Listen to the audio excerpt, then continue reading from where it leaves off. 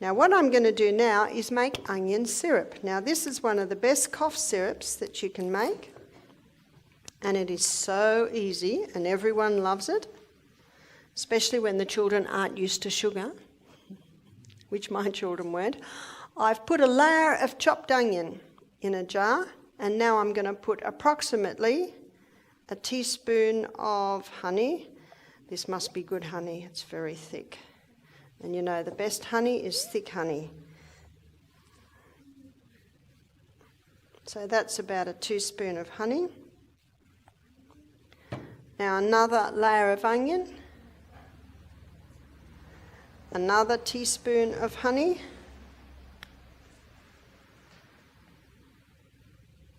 Needs 2 hands.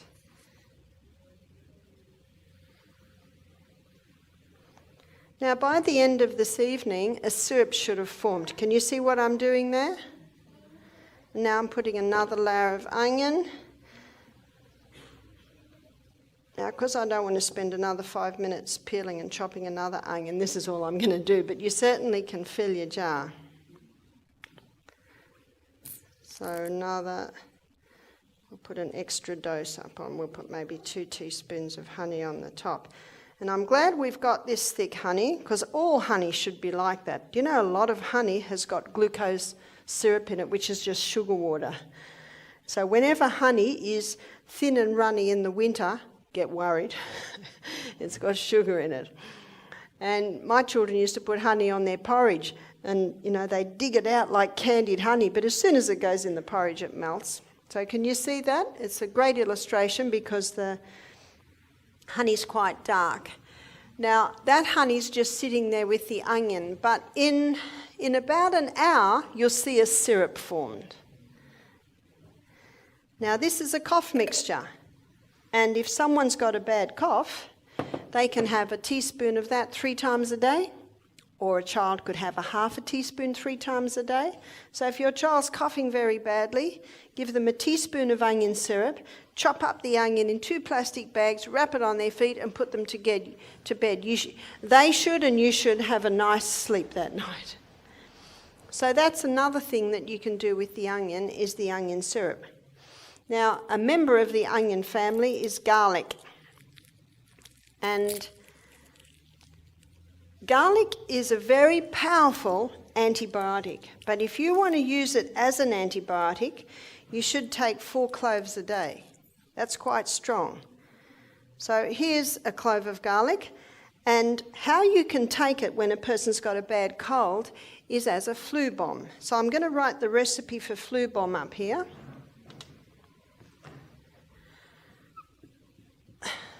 So flu bomb. And when you taste it, it'll seem like you've just drunk a bomb.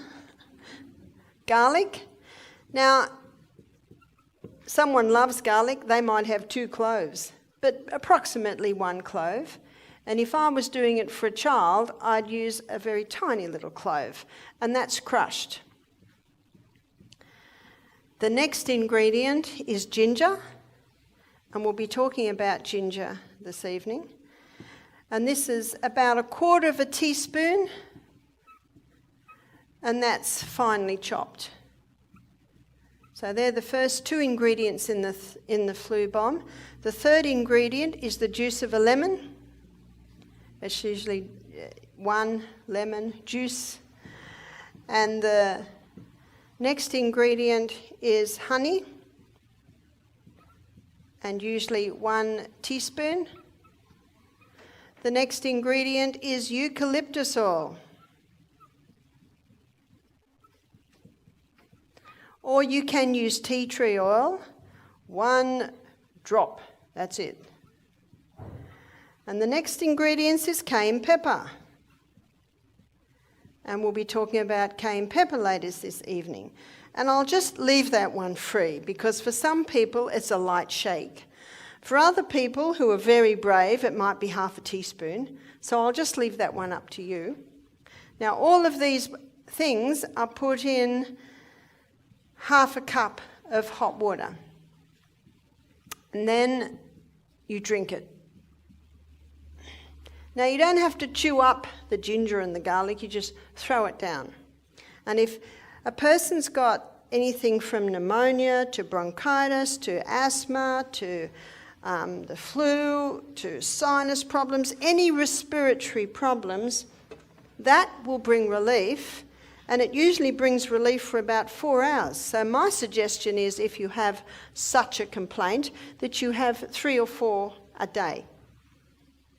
And it's usually best with a meal, because if you put all that heating herbs onto a raw stomach, cast iron stomach wouldn't hurt, but a tender stomach might feel a little bit sore. So you might have that before you have a nice big bowl of hot steaming soup, which is very nice, a thick soup when you've got a cold. So that's the flu bomb. Now you can't give a flu bomb to a baby, can you? So what can you do when a baby's got a cold? When a baby's got a cold, you can wrap the garlic on the bottom of their feet. And how you do this is you finely slice the garlic. Now, when my children were little, we lived in a place called Dora Creek, and our yard backed onto a swamp, and my children used to get a lot of chest colds. So I was always doing little things to them. Do you know, we moved from Dora Creek and there were no more chest colds.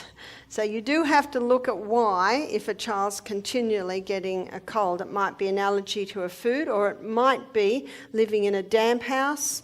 You know, mold is a terrible cause for respiratory problems. So can you see what I've done here? I've put the 2 fine slices of garlic on the cloth. And then I put the piece of cloth over it, because I don't want that garlic on the baby or the child's feet, because it will cause a blister. Onion will not, but garlic will. But if you put that cloth between the garlic and the baby or the child's feet, it will not blister the feet. And then let's pretend that this hand is the child's foot. Then you just bind this cloth around the foot, so the garlic's on the bottom of the foot. And then you put their sock or their little bootie on, and you can leave it there all night. Within about 4 minutes, you'll smell the garlic on the baby's breath. Again, biggest pores in the whole of the body and on the soles of the feet. So you can often use the soles of the feet to get medicines into the body. Now, my little son James, well, he's 38 now, and he's certainly not little anymore, but he particularly used to get chest colds. So I would put this on his feet in the morning, put the sock on and put his shoes and socks on, and he'd run off to play. And every step he takes, what's happening? He's pressing that garlic in. And little by little, when you slice it, it allows the garlic juice to go in little by little. If you were to crush it, too much juice would come out. That's when the blister could form on the soles of the feet. And if a blister does form, it's not a big deal. It'll heal. You just can't put any more garlic on till the blister is healed. Now, at the end of the day, when I gave James a bath, I would take his shoes and socks off and take this little bandage off, and the garlic looked like dried out bits of yellow leather. There was no more juice in it. Now, the body knows what to do. In Psalm 104, verse 14, the Bible says, God gave herbs for the service of man. So you put garlic on the bottom of a child's feet, the garlic juice and the actives will get into the blood, and the body knows straight where to send it, where there is a need.